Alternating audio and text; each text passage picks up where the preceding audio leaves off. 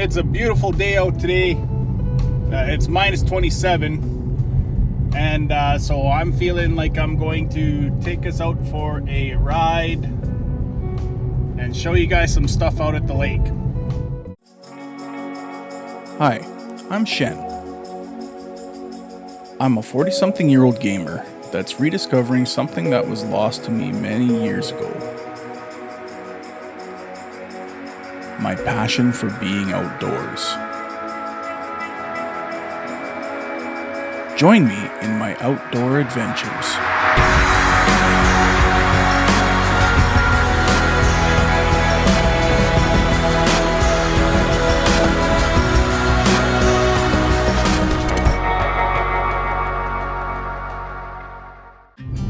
So yeah, I'm thinking that we're gonna take ourselves a little drive, and I'm gonna go show you some stuff out at the lake. Some more winter stuff. Seems as how a lot of you seem to have liked the winter stuff. I'm gonna show you some places where I grew up that are covered in that winter stuff. So you know what? Let's do that.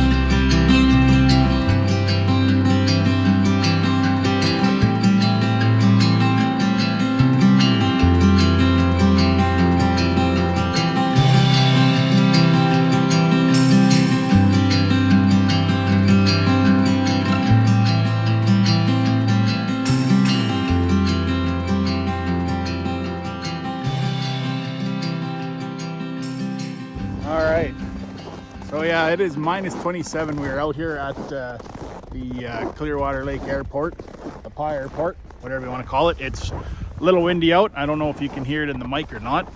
I hear skidoos. I hear skidoos. This is where little Shen used to run and play these snowy fields that you see out behind me here. Mostly these ones behind me here. Oh yeah, there's skidoos right there. I don't know if the camera's picking them up or not, but right here is where we used to run and play as kids. There's a whole community of houses that were just on the other side of those trees over there, of that little forest, right? Or I guess when we were little, it was a big forest. It's all snow covered right now, right? As you can see. But when the snow melts, there is actually like an old road back in there, and we are gonna go down it because there are things that I do want to show you guys. Places where I used to play. One of my most favorite places when I was a kid was the Big Rock. I don't know if the camera, you can see the snow blowing on the runway way back there. They must be plowing the runway or something. Yeah, they must be plowing the runway. I sure miss living out here. That's for damn sure. All right, let's move on.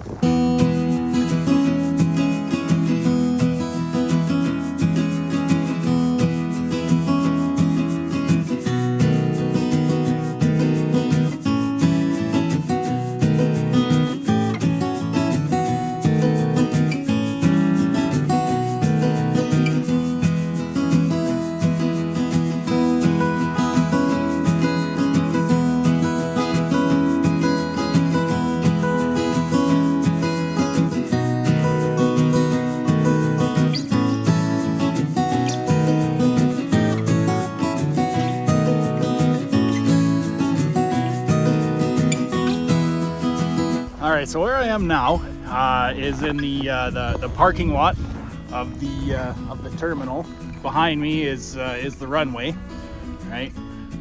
When I was a kid, we used to come down here, actually just on the other side of the terminal building there, and we'd stand there and watch as the plane came in and out. There used to be 2 planes a day, two flights a day, commercial flights I should say, and it was just really neat to come down in the evenings and watch the plane land and then watch it take off again. Right behind me here you see this fuel tank here, and on this side of that fuel tank there used to be another building here that was the weather office, and that's what my dad did. He was one of the weathermen, one of the meteorologists.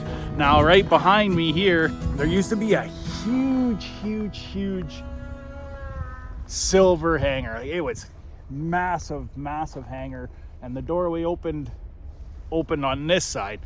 When I was in grade 4, that burned down, and I remember that. My dad happened to be working that morning that hangar burnt down. He was the one that called it in, and I can remember my mom came down to see my dad, and she took me with her, and like I was pretty much, she told me to stay in the vehicle, of course. I was right here, and that opening of that hangar would be right where that brown metal building there is, and it was just engulfed in flames. It was crazy. It was crazy.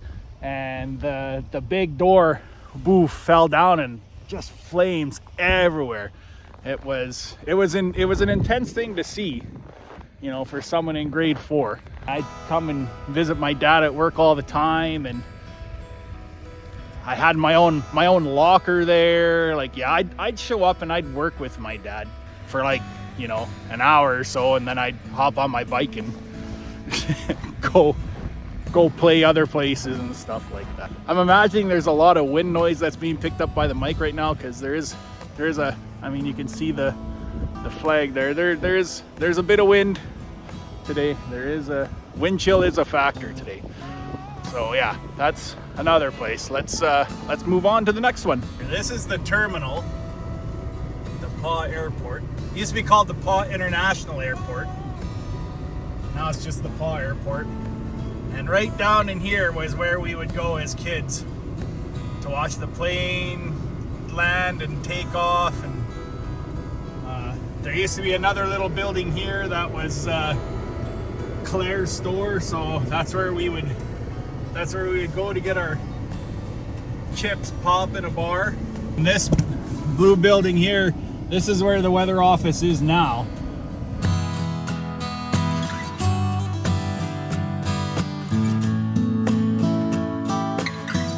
So this building you see behind me here, this is the hydrogen building. This building is where the weathermen, the meteorologists, would come to blow up the weather balloons. The weather balloons would have an instrument on the end of it that when you'd walk it out the building to about here, and you'd release the balloon. The balloon goes up into the atmosphere, and the instrument reads all kinds of data and sends it back to a computer that was in the weather office. And then they would use that data to predict the weather. There used to be another building right next to it, which had like a big satellite inside of it, like a big, yeah, it was as a kid, it was a scary building to go into. This building here is the home of probably one of my greatest memories with my dad. You release the weather balloon 2 times a day, once in the morning and once in the afternoon or evening. I was with him that one evening, and I don't remember how old I was. Dad, if you watch this, you might remember how old I was, maybe, I don't know. I was just a little guy. I'm gonna say probably like 6 or 7. And so I was with him, and he's like, "You wanna let the weather balloon go? Do you wanna carry it outside and let it go?" I was like, "Yeah." Now this weather balloon, there's a reason why there's this big garage door, because the balloon is huge. I don't know if anybody's ever seen one. I'll see if I can Google a picture. I'll see if I can Google a picture. I apologize about the wind noise. It's freaking cold out here. So this balloon is easily bigger than me. The deal is you have to hold the instrument in one hand and the balloon in the other hand, right? And there's a little string on the instrument that you tie around your wrist. The instrument has a battery in it, but the battery's obviously not turned on because otherwise, you know, the battery would go dead before you even release the balloon. So this little string is attached to a divider that keeps the connector separate from the battery. I carry the balloon out and my dad's like, the balloon's gonna go up, the battery's gonna go up, and your arm's gonna go up, and just gently pull your arm down to remove the string to pull the separator out. Now I'm envisioning that I'm gonna float away with this bloody balloon. I release that balloon goes up, instrument goes up, my arm goes up, and I panic and I yanked. I thought I broke the instrument.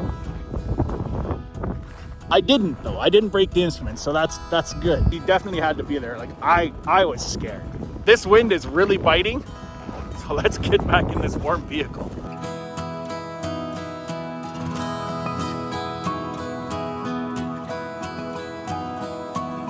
This is the hall. This building still stands. It's still in use today. Now it's like the Clearwater Hall, as you can see, but it used to be called the Airport Hall. It's one of my most favorite times of the year. Of course, as a kid, Christmas, for a lot of kids, Christmas is like, you know, your most favorite time of the year. And I was no exception back then. Here, let me get out. Let me get out. Let me get out and freeze my arse off. God, I hate winter. I hate winter! Why do you guys make me do this? Oh, it's actually not bad here because this hall is blocking the wind. It's kind of nice here. There would be community events like dances for the adults, you know, the Christmas concerts for kids. The metal pieces you see there, those used to be windows, and they're on each side.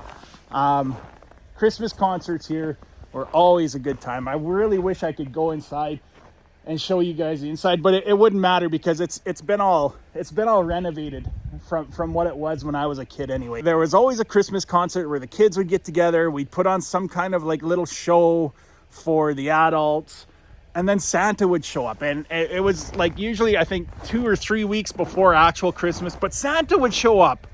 Santa would actually come to our Christmas concert and bring all the kids a present, you know, because that's just how awesome Santa was. So yeah, that's another great little place. It brings back memories, that's for sure. It brings back memories.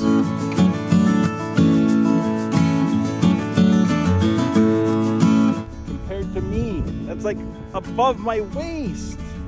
It's above my waist. Ah!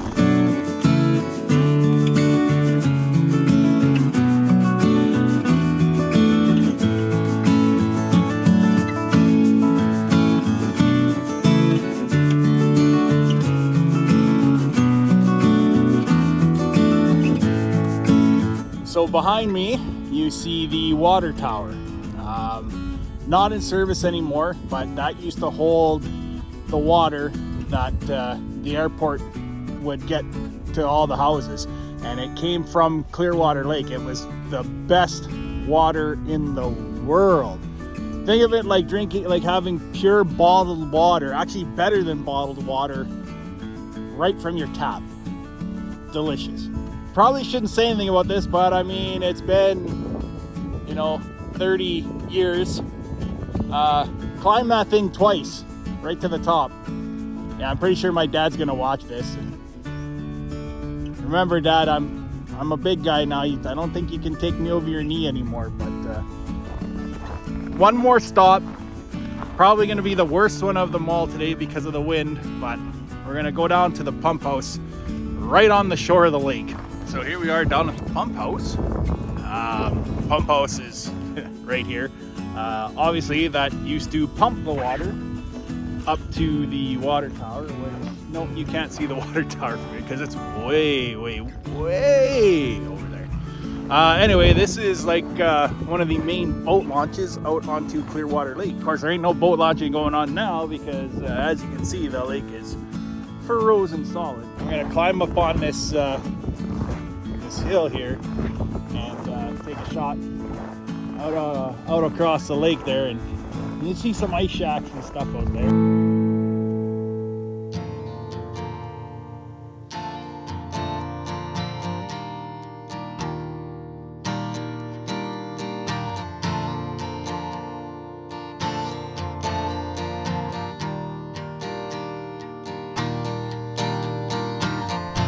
Oh my God, I'm frozen.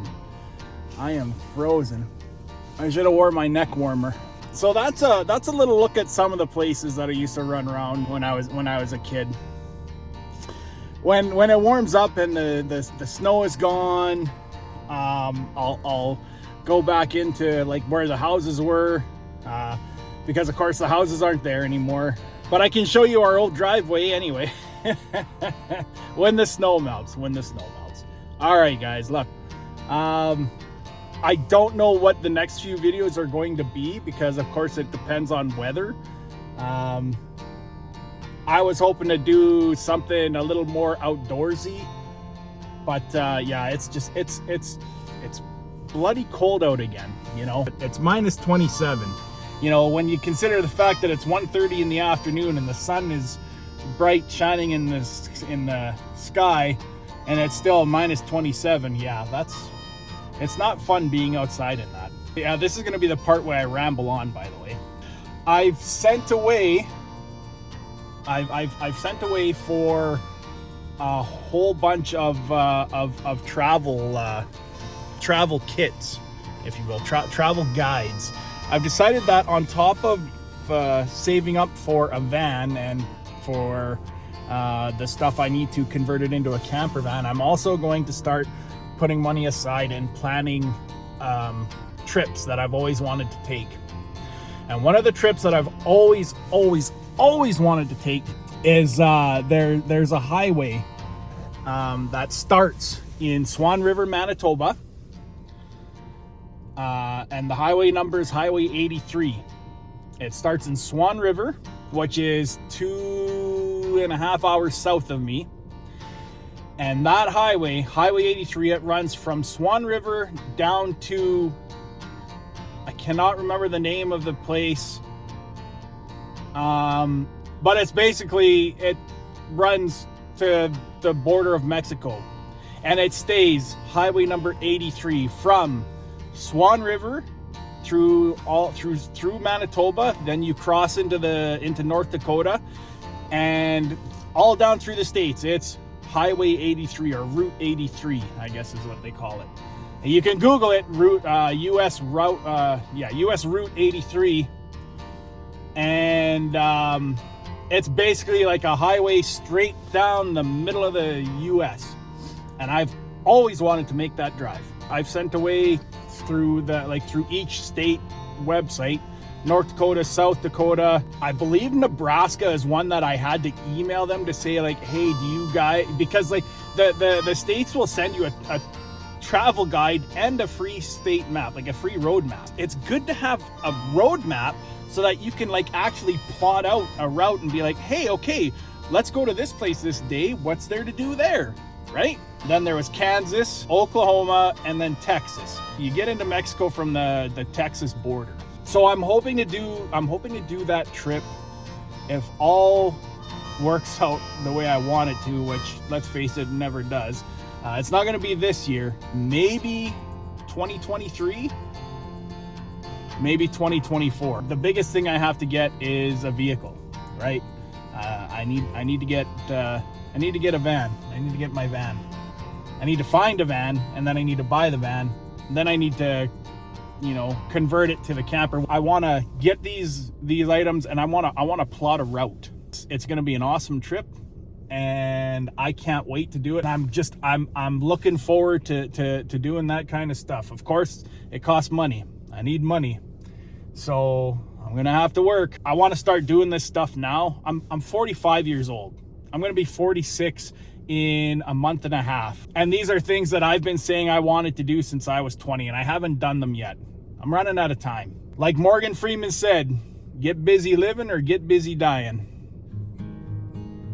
I'm gonna get busy living. I'm gonna get busy living. I'm gonna make those trips. You guys are gonna come with me, and we're gonna have a great time. We're gonna have an awesome time. Don't expect a video for that next week, because it ain't happening that quick. Unless I win the lottery. Maybe I'll win the lottery. Man, if I won the lottery, woo! All right, that's gonna do it for me on this one, you guys. Thank you so much for watching. I'm gonna stop blabbing now because I can sit here and blah, blah, blah all day. Like, subscribe, blah, blah, blah, blah, blah. We'll see you guys on the next one. Take care.